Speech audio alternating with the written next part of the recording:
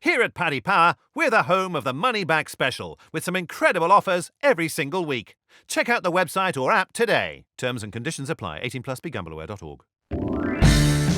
Hello and welcome to this Monday Postcast. I'm Maddie Plell, joined in the studio by Robbie Wilders and Tom Park. Paul Binfield from Paddy Power is on the line as well. We've got plenty to look back on. It was an action-packed weekend at Epsom with the Oaks and the Derby. How did things go, Parky? Did it go your way? I know you were there on Friday. Yeah, not a bad day on Friday. I had a decent bet on Mountain Angel and a really good bet on Space Blues. So they're my two winners on Friday. Give them a little bit of it back on Saturday, but I had Liverpool to win both halves, so that paid off. And then give them a bit back yesterday. But yeah, all round, not a bad weekend. Pretty good. What about you, Robbie? We had a good laugh in the office on Saturday. Yeah, it was awfully good crack, wasn't it? I did find the Derby winner. Went back in when he drifted. Of course you did, yeah, super shout. Yeah, if the price is big enough, I think it should be. I'll always be happy to keep back. And yeah, I thought it was too big, Anthony Van Dijk, and what display it was. It was. More of that in just a minute. Binners, were you at Epsom? I was indeed, and enjoyed it immensely, Maddie. I must give Ed Chamberlain and the ITV presenters a nod here. They were plagued by a load of bees during the afternoon, and they bravely soldiered on despite the danger they faced. So well done to the ITV racing team. That is my absolute nightmare. I'm terrified of anything that buzzes, so fair play to them. I think that's well deserved, Binners. Don't know about you two, but you wouldn't get me doing that. Anyway, Friday, we'll go back then to the Oaks. Pink Dogwood, she looked like she was the winner. A lot of people were on her, but she got turned over by Annapurna, Parky. Yeah, it was a bit of a funny race, really, how it all turned out. I think I said to Keels after, I thought that you'd probably get a different winner of the race if you ran it a few times. I thought Manuela de Vega was really unlucky behind, but I thought there was a few of them looking back that were unlucky behind. I think Pink Dogwood, I mean, there was a few people criticising Ryan Moore. She got him to the front so quickly. That was some turn of foot she showed. And the turn of foot of a horse that probably has got something a little bit special. I don't think it was a case of her not staying. She's always looked like she would stay before. She's bred to stay. I don't think that was the issue. I think she maybe just got to the front so quickly that she put lengths between the field. And then, look, the winner is an out-and-out stayer. I think she's a very good horse. I think the ground was perhaps faster on that inside rail slightly. I mean, it happened. We saw it happen in the Coronation Cup and in the Derby. Possibly. Yeah, possibly. I mean, I would imagine that they would have clocked onto it a bit sooner before the Derby, for example. But yeah, maybe. They all did come up the middle of the track in the Derby. If there was a bias there, I think there was probably a few more would have tried their luck up there. Okay. But look, I think there were two very good horses in the Oaks. I think Pink Dogwood's probably the one to take from the race. Whether they maybe's got Ascot with her, I'm not sure. And look, I wouldn't be put off by Manuela de Vega at all. I thought she was in stall ones. That was always against her. She got a torrid trip. She finished the race off nicely. If she goes to the Irish Oaks, she would tempt me if she's a bit of a price. Yeah, I was on Manuela de Vega. I thought she ran pretty well, like you, in the circumstances. Robbie, two Lingfield trial winners. Yeah, exactly. That's quite a rarity. Yeah, it looked like Pink Dogwood was going to win by absolutely miles. Approaching home, pulled nicely clear. They're talking about going for the Pretty Polly down in Trip now. Yeah. That can often be quite a soft Group 1 as well. So she'll probably take some stopping there. The one that really caught my eye was Fleeting in third, the daughter of Zophany. Last run, she was last in the 1,000 guineas over a mile. You think being a daughter of Zophany, she wouldn't necessarily be suited by a mile and a half, but she was staying all the way to the line. Kind of unlucky, a shade unlucky, approaching the final furlong, got sort of caught for a bit of room.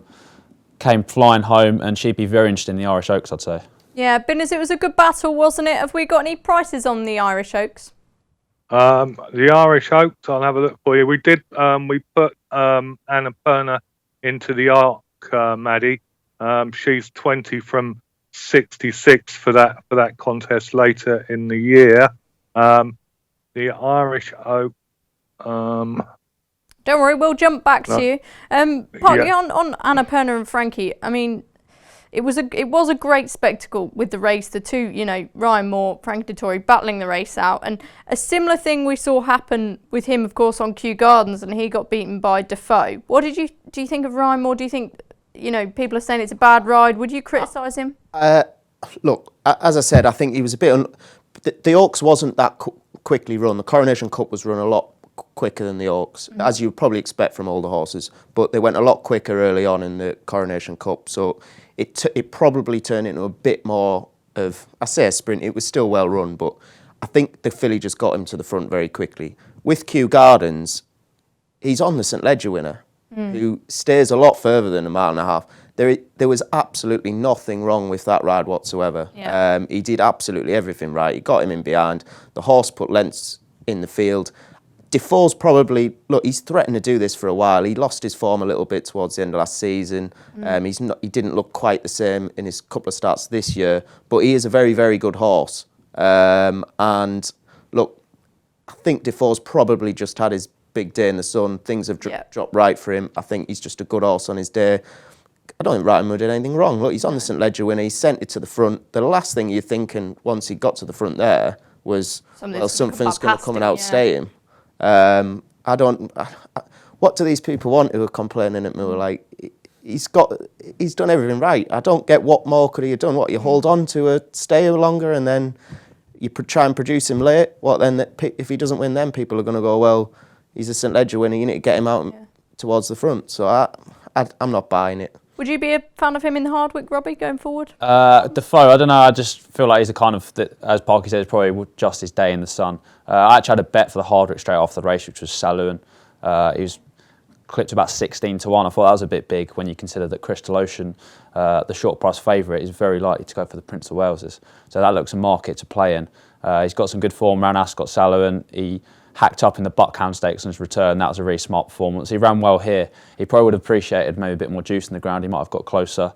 He was the one to take for the race for me. Yeah, typically solid performance from him. Binners, back to you on that Irish Oaks betting. Yeah, no, I sounded an idiot, but I'm not. We haven't got the Irish Oaks betting up. No worries. At the present time. No worries whatsoever. Let's move on to Saturday then, and Ornate. Nick Watts, we've got to give him a plug. He put this horse up, a couple of weeks ago now. I don't know how on earth he found that, Parky. But the horse has clearly been rejuvenised and revitalised. Yeah, he's very, very fast horse on it. So the conditions, the track, everything should have suited it. It was a very, very good performance. There was a few unlucky behind. Duke of Frenzy got a terrible run up the rail. And I thought Blue de Vega ran a very good race. He's been a bit of a cliff horse for me. He's a bit versatile with regards to trip, so it wouldn't surprise me if they're looking at something like the Wokenham again.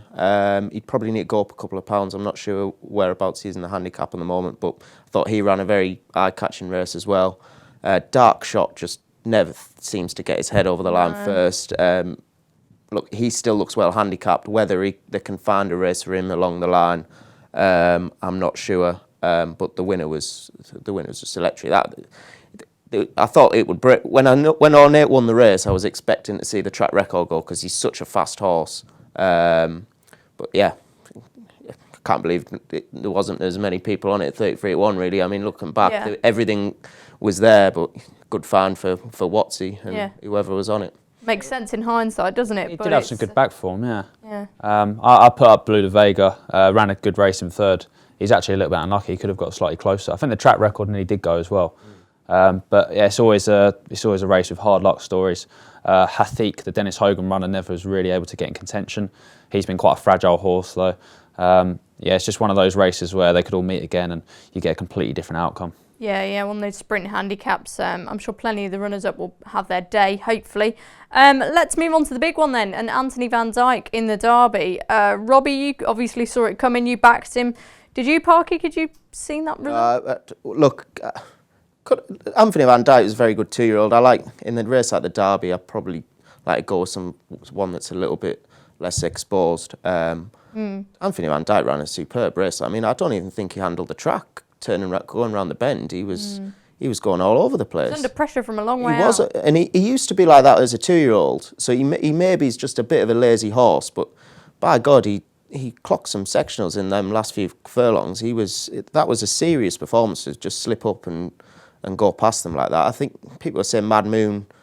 I think he's going to be effective over a mile too. I think that was a 10 good furlongs race. looks Mad Moon's trip now, doesn't it? Yeah, I get that there's 5 horses who finish in a bit of a clump, but I think that looked to me. I mean, it was a terrific race to watch, but Do you think it was a strong derby? I think it will. I think the general, like the ratings fellas and stuff, are going to look at it and go, well, they all finished in a heap, so the ratings are not going to be through the roof. But I think time will tell. I think there's some good horses there. I think Mad Moon will be effective back in trip. I think the Broom will certainly be. I mean, he's going to be a live ledger hope now. He's a very Japan nice maybe horse. in that group as well. Japan, I backed Japan each way. I thought he ran an absolute stormer because he might have still needed the run because he was Big very drifter undercooked. on the day, wasn't he? He was very undercooked at York. He was a big drifter on the day. I think that he is the one. The jockey dropped his whip inside the last furlong, which probably didn't help his chances. And I think he is the one that's probably got that potential. But look, Anthony Van Dijk, I don't think he handled the track. He still won. He was a high-class 2-year-old. I think it'll turn out to be a good race. I think they'll be going different directions. I think Japan maybe he's got Royal Ascot with for the mile half race there. I would look at the ledger for Broom. Wouldn't even rule Norway out of the ledger. He's just an out-and-out stayer. Yeah. He actually stayed on. Circus Maximus ran an incredible race, really, because he was completely beaten, and then he came on and stayed on at the end. I thought it was a good race. It was a really exciting race to watch. What do you make of the runs of Telecaster and Bangkok? Yeah, I mean, I was on Bangkok anti-post, and look, he was far too keen early on. I think the same for Telecaster. Just ran a bit flat, didn't he? He did. I'm starting to look at that Dante. I think everyone thought live watching it that they were going really quick. It turns out they didn't go that quick. If you look at, I was saying to the lads before why I fancied Japan. Telecaster didn't actually put that much distance from 2 furlongs out, if any, between him and Japan. He just had the run of the race. The horse to take from that Dante was 2 Down Hot, who closed the gap markedly because he came from behind. Nothing else did.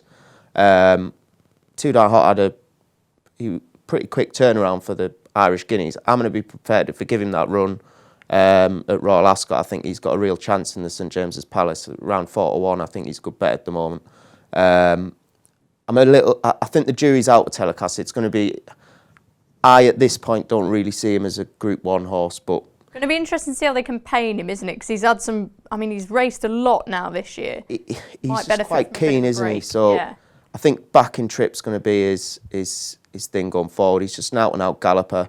I'd be looking at 1 mile 2, but whether he's Group 1 class, okay. I think the jury's out, really. Robert, Anthony Van Dijk, would you be going back in for the Irish equivalent? Seems like the lads want to go that way. He does, yeah. He's already run well at the Curragh in the past as well. Didn't seem to really handle Epsom too well, so he can mark up his display. It could have been a case of the faster strip of ground was up the near side, but he was away from the action. That wouldn't have helped. I would find it quite hard to separate the Ballydor horses. Obviously, some might go for the King over at Royal Ascot, but for the Irish Derby, you couldn't rule out Broom or Japan if they turned up, or Sir Dragonet. So Dragonet on his 3rd run, that was a massive performance. I didn't expect him to be as close as he was. I watched it back and he looked like he was going to win, didn't he, at one stage? He did, yeah. There must be more to come there. Just at the initial prices of the Irish Derby, I thought Japan 5-1 would probably be the most interesting bet for me. Yeah, he swooped late. Binners, have you got any sort of prices? I mean, Parky's mentioned already how several could go to the St Ledger, several could go to Royal Ascot, and then at the Curragh. Yeah, I've got Irish Derby for you first of all, Maddie. We make the English hero Anthony Van Dijk 7-4 favourite now. We were 2-1 immediately after the race, as some people have gone in already. The Dragonet at 7-2, Broom at 9-2, along with Japan 8 Mad Moon, and it's 14 Bar. Aidan apparently yesterday suggested that Anthony Van Dijk could possibly go back in trip in the Eclipse Stakes. So we have Anthony Van Dijk in that race at 10-1. And as you guys have already said, the St Ledger, a lot of the Derby horses could go for the St Ledger. We've got Japan in there as favourite at 4-1. Broom 5-1. I thought he ran a brilliant Ledger trial. Broom 7-1. Anthony Van Dijk 8-1 to Dragonet, and it's 10 Annapurna and 14 Bar. Fantastic, Ben. It'll be really interesting to see how they sort of establish themselves throughout the season, won't it? One horse who looked to be a real star was Persian King, but he was beaten in the Prix de Jockey Club on Sunday by Sostas.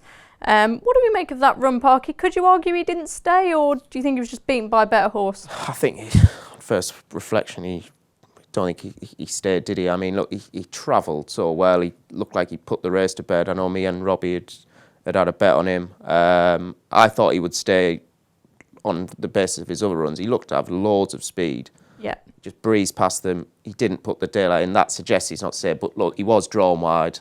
He didn't really weaken out of it as if he stopped, though, did he? He didn't, but you'd be worried now, wouldn't you? I mean...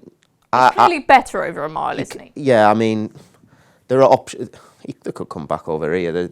The mile division's so weak over here that I think that's where they'll be looking. I think they would have wanted him to stay for him to be a possible arc contender. He's definitely not going to be staying a mile and a half this season. So I think, yeah, they'll be dropping back in trip. It's disappointing, really, because we want to see... He looked a potential superstar, and when they lose a race like that, it kind of just takes the shine off it a bit. I mean, if you look at all of the races that have happened this weekend with regards to the arcing, if you're in Abel's camp, you're probably sitting there very happy. I mean, you're looking at the Oaks, the Derby, the French Derby, thinking, well, if there's any 3-year-olds out there that's going to beat her, then they're going to have to do something pretty drastic from their runs there, I would imagine. I'm not sure. Do you know where Andre Farb said next was for Persian King? Well, it definitely won't be St James's Palace because he was taken out of that. Yeah. Which I think he mentioned the race at Deauville, Maddie. The Marwa, was it? I believe so, yeah. That certainly makes sense. In hindsight, yeah, maybe they'd look back on that and be disappointed of taking him out of the Royal Ascot race, but that's only now 2.5 weeks away, so that could come quick enough. He's had 3 sort of quite quick runs this season. Yeah. Didn't know a massive amount about the winner. Not sure any of us really did. What I would say about Persian King, if you take out the winner, he was probably keeping on like fine, really. I don't know. That's what I thought. Yeah, exactly. And by virtue of the horse in front staying better, people are going to question his stamina. I'm sure there are races for him over 10 furlongs. But yeah, the Jack Lamaro will be an interesting next point of call. Cape of Good Hope was best of the O'Brien he ran trio. well. Good race, yeah. Obviously, full brother to Highland Reel, who was second to New Bay in the 2015 race. There should be a big contest in him, and he's yet another a strong middle distance gun for Aidan O'Brien. Yeah, for sure. It's sort of selfishly, it's a shame we're not really going to see Persian King much in It's this interesting, country. though, they took him out of Royal Ascot because there is Robbie says there is only 2.5 weeks. That's actually a little bit more than there is usually. There's quite a bit of time in between the races this time. So, yeah, maybe they will look back and think, because there was a chance he wasn't going to stay. Maybe they will look back at that with a slight bit of regret. But look, they've got options in France. He probably needs a bit of a break anyway. They can't be running every 2 or 3 weeks anyway. Yeah, exactly. Some other smart performances on Sunday in France. Inns of Court and Aspetar. Aspetar, who ran really well when we last saw him. But Inns of Court, I mean, he could really take the sprinting scene by storm now, Parky. Yeah, he's been on my radar for the Diamond Jubilee because it doesn't look the very strong race. I mean, Invincible Army's looked very good on his starts, but he looks clearly the best of the British so far. And look, yeah, there's an opportunity for something coming from abroad, really, to step down a marker in that division. And he was quite impressive at the weekend. I was quite taken by it. Nick Watts would definitely agree with you on that one. I know he's a big fan of him for the Diamond Jubilee. Watts in good form, of course. What do you think of Inns of Court? Yeah, that was a good performance. I actually had a bet on City Light for the Diamond Jubilee about a week ago, so that's sort of franked his form. He beat City Light by a narrow margin 2 starts ago. That has only enhanced my interest in City Light, though. He was a massive eye catcher in the Diamond Jubilee last year. He was absolutely rattling home. Didn't break very well. But Inns of Court is clearly an improving type, and it's always good to see these foreign horses gracing Royal Ascot. Yeah, we did do an anti-postcast for the Diamond Jubilee and some of the other big contests at Royal Ascot, so make sure you keep your eyes peeled for that one. Binners, what did you make of the French action? Yeah, I thought Sotsas is a very good horse, obviously beating Persian King. We make him 16 to 1 for the Arc now. It was 16 to 1 first show immediately after the race. He's now 14 to 1. As you guys have talked about Inns of Court, that was a lovely, lovely performance. He's second best in the Diamond Jubilee Stakes now. He was available at 16-1 at one point. He's now 6-1 second favourite behind James Tate's Invincible Army, who's 3-1 favourite, and then it's 8-1 Blue Point, 10-1 Sands of Marley, who I'm going to mention later, Dream of Dreams, and it's 12-1 Bar. Thanks very much, Binners. Some Maiden and Indian Blessing, two black type winners elsewhere on the cards this weekend. Any other eye catch you want to add from Epsom? I know you said you back Mountain Angel. Any handicap sort of? Yeah, I mean, Mountain Angel, I think, is definitely a group horse now. If he wasn't before that, he looks definitely like he's ready for group racing now. That was another very, very good performance. There's a horse that won the last race, Watchable, that he was a bit of a cliff horse for me for some time. He hasn't half found his groove again. I think he's won 3 of his last 4 starts. He absolutely bolted up. And I'm going to whisper this quietly because I've not got on yet, but he's 50-1 still for the Wokingham, which is a ridiculous price.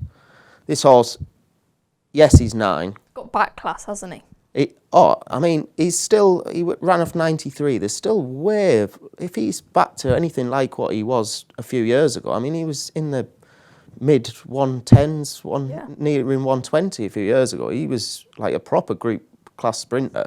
He is 9, but look, these sprinters seem to flourish sometimes with age. David O'Mara's got a right tune out of him. On a horse like that. Yeah, and I mean 50-1 for the Wokingham, I think, is a right each way bet at the moment for a horse that is clearly in good form.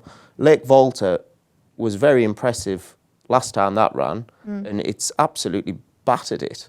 I think it could be a good bet there, 50-1. I'm just looking at it thinking, well, I don't understand why it's so big when, say, Danzino wins. It was 10-1 for the Wokingham. I thought it was a good performance by Watchable. I think he's definitely got bundles in hand of the handicapper still. You watch as soon as we got off air, you're just going to see Parky scuttling out the studio, running to get on at that big price. Robbie, any? Yeah, I might well be joining him. It's quite a compelling case. Is that 50-1 general as well, or one stand-up? I think there's one firm that are 50-1. I think there's a lot of 20-1s. Might not hang. Okay. Might not hang around. The eye catch for me was in the Woodcut on Friday, Pinatubo. Quite an interesting race the way it panned out. Misty Grey broke very alertly, built up a lead of about 10 lengths. Looked like he must have traded a very short price in running. This Pinatubo just stayed on so well. He's by Shamadal out of a Dalakani mare, so stamina should be his forte in the future. He's done this over 6 furlongs. Jersey Stakes at Royal Ascot, I'd be very interested in him. Okay, thanks very much for that, Robbie. We'll take a quick break now before we look at some of the Irish action midweek. What's my horse's handicap? The fact that you're backing him? Everyone loves a newbie. That's why Paddy Power Games are giving all new customers 60 free spins on daily jackpot games. New Paddy Power Games customers only, 1 per customer. T's and C's apply. 18+. BeGambleAware.org. Welcome back to this Monday Postcast. Then we got some decent action midweek to get stuck into. At Leopardstown on Thursday, there is the listed Glencairn Stakes, and quite interesting, this could be a prep race for one or two of these. Settle for Bay, who won the Royal Hunt Cup last year, is one of those who's entered, as well as Marshall Jennings and Surrounding, both of whom won last time. Lads, obviously early days, but have we got any sort of angles we want to zoom into on this one, Parky? Yeah, I'm just putting together my handicap piece for Royal Ascot at the moment, and Settle for Bay is one of the ones that I've picked out for the Royal Hunt Cup. So impressive last year. It was so impressive last year. I don't know if he had a setback. He didn't run again that season. His few starts this year, it just looks like they're really going for this again. I think he's running off 105 now. He won the race off about £8 lower, £6 lower last year. But he absolutely bolted up. He looked like he was like a Group 2, Group 1 horse running against handicappers last year. So I am very keen on him for Royal Ascot. Would you be negative on him for this then? I'm not sure. It's interesting that they're running it. I was surprised to see him entered up, really. Whether they are running him or not, I don't know what the plans are for him. I thought they would kind of like ticked along nicely. The entries are out now. They would run him off 105. I thought he had a right chance. So whether they need to get another run into him, whether the Royal Hunt Cup isn't his target after all, I'd be surprised if it isn't. So yeah, it's interesting. Flight Risk is the classy horse in the race. I think he's got the highest rating, 110. It's about £5-6 clear of Settle for Bay. He was setting in a good handicap last year. He just doesn't win very often. Certainly not often enough for me. I think he's won 3 from 41 starts. That's not really something that you'd expect with a horse rate 110. And he's not won for 2 years. So the one I like in this is Surrounding. It's good form behind some good horses. I think I Can Fly and Imogen. They're good milers over in Ireland. And he beat a good horse in Chessman last time out. Chessman also might be Royal Ascot bound. I'm going to stick with Surrounding. I think he's got a good chance in this. Okay, Robbie, you obviously big fan of your Irish racing, so... I'm actually in disagreement with Parky's selection. Taking a look at the weather at Leopardstown, it's meant to lash it down all week.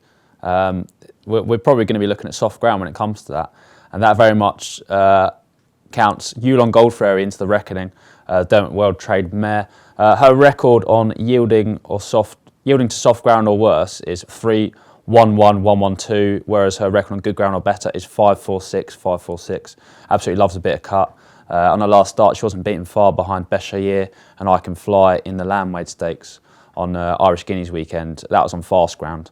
She'd absolutely love the return to this service and could see her going off a decent price in what looks quite a competitive field. Okay, nice tip there from Robbie. Binner's final word from you before we move on to another race. Yeah, it was totally in Robbie's camp. I didn't know those statistics about the ground, so well done to him for that. But I actually thought she was a bit disappointing last time, but he's made reasons for that. She's dropping in class to a listed level, and she's plenty good enough to win with this sort of class for Curragh, Cundra, Dermot World.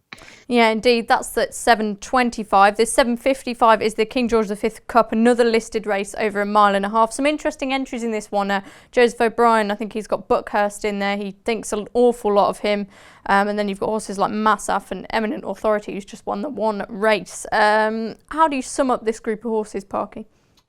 Yeah, I mean, I like the one that I like the look of is actually one who's towards the bottom of the ones that have got a rating in Barbados. Looked really good on winning a maiden last time. He's plenty fine on ratings, but look, he's got a similar profile to Giuseppe Galbardini or whatever. Garibaldi. That's the Garibaldi. one. He won the race last year. He's got some interesting entries. I think he's got Northumberland Plate entry, couple of. I think he's in the Irish Ledger and a couple of staying races. It was just a very taken performance in the maiden last time, and that is the one who at the moment I'm kind of interested in more. So Rackham wasn't beaten too far by Broome, which is obviously he ran so well in the Derby. I think that's good form. But yeah, there's some good, decent horses. They've got some stylish entries in this. But yeah, I think Barbados is the one that's interesting me the most at the moment. Yeah, as we always say, these Aidan O'Brien horses, they just keep finding improvement, don't they? Robbie, after one win, you'd be hard pressed to say that he won't win again. Yeah, I think he's only rated about 93, but he's never run over further than 1.25 miles. Stepped up to 1 mile 4, there'll be improvement there. He was one I came down on as well as Mr. Park. Full brother to Maybe and Promise to Be True, who sent off 4-5 favourite for the 2016 Irish Oaks, bound to be suited by the extra trip. The further he goes, the better he'll be. The one that could be interesting turned out quickly as well is Buckhurst, who ran a really nice race behind Constantinople in the Gallinule. He pulled well clear of some good horses there, likes of Antilles and USS Michigan. But Barbados could open up at a fair price considering he's one of the lowest rated runners, and he'd be the way I'd be betting. Okay, Binner's final word from you? Yeah, no, I'm going to go with Buckhurst for Joseph O'Brien, Maddie. I think he'll be certainly be suited by this step up in trip this time, and also good news that he won his maiden at Leopardstown. So I'm going to go for Buckhurst. Okay, fabulous. Moving on to the Curragh on Friday. It's the Group 3 Ballyogan Stakes there.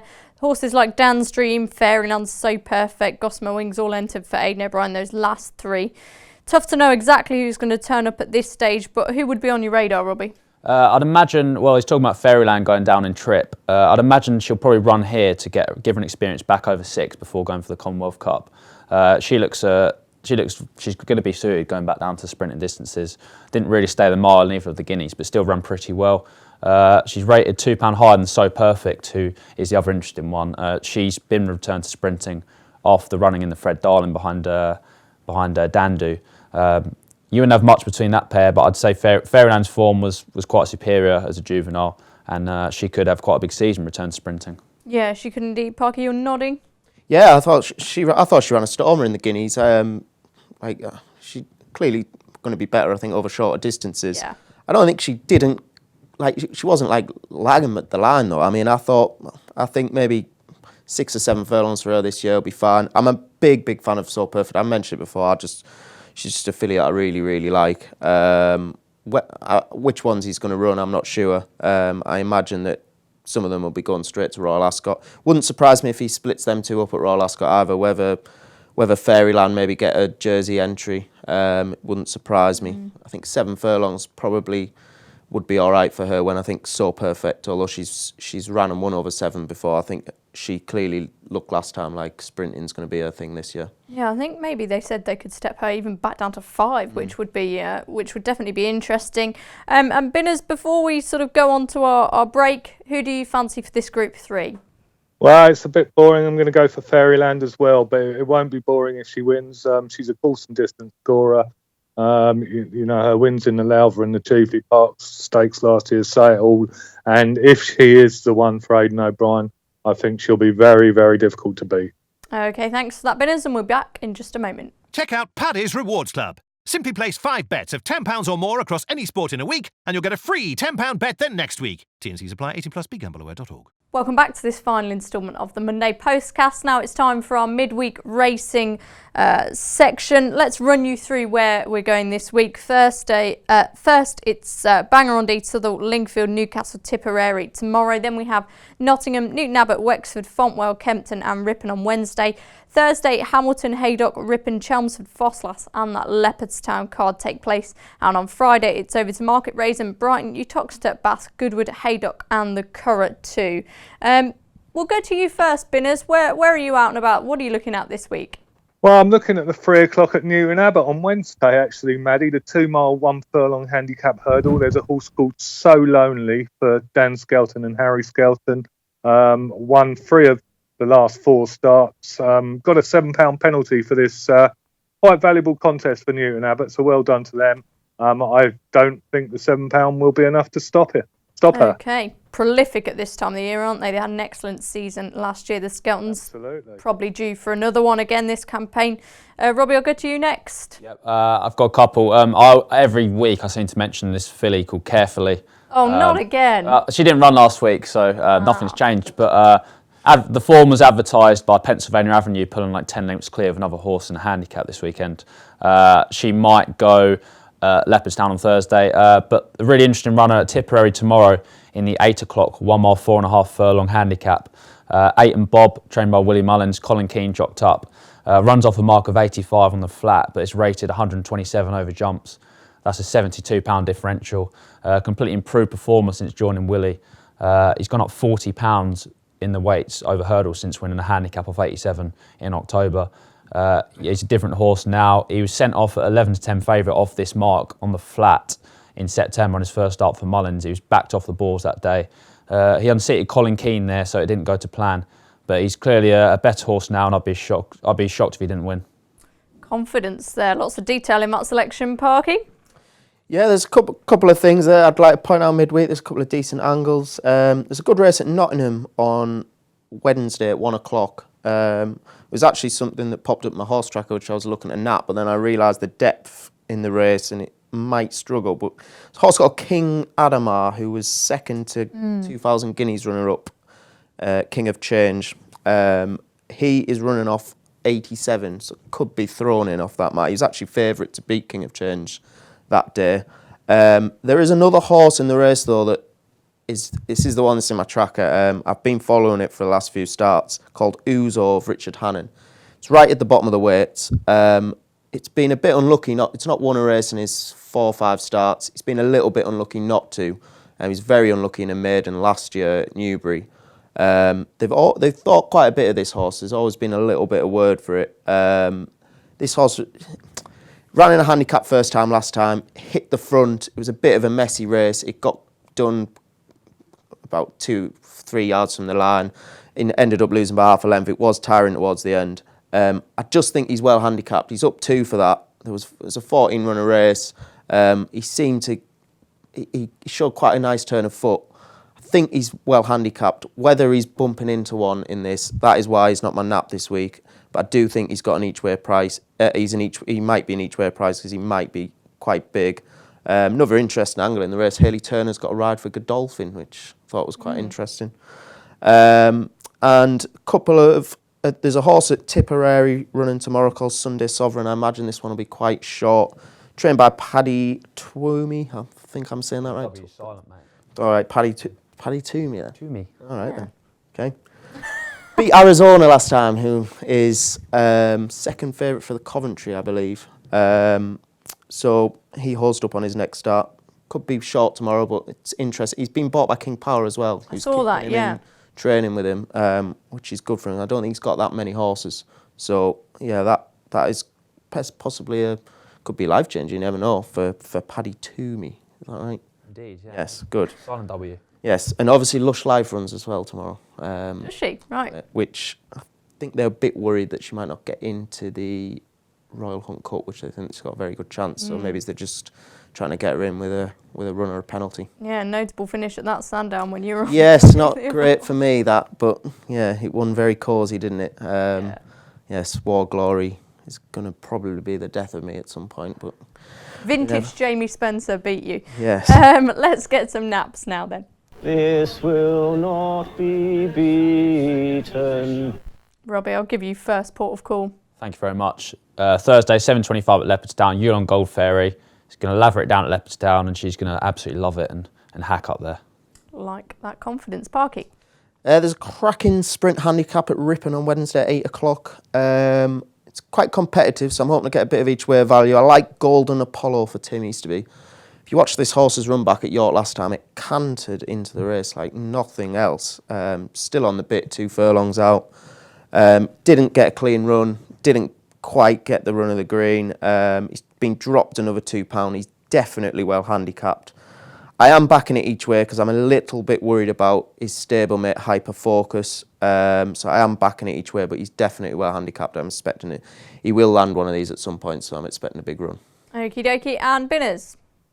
Well, we've talked about Leopardstown and the Curragh. I think one of the races of the week could be the 3:30 at Hamilton on Thursday, the 6 furlong conditions stakes. Brando's entered in it. So is my nap of the week, Sansa Marley for Richard Fahey. He was second in the Commonwealth Cup last year. He won the British Champion Sprint Stakes. This looks like a nice warm-up for the Diamond Jubilee Stakes. What a cracker if both Brando and him turn up.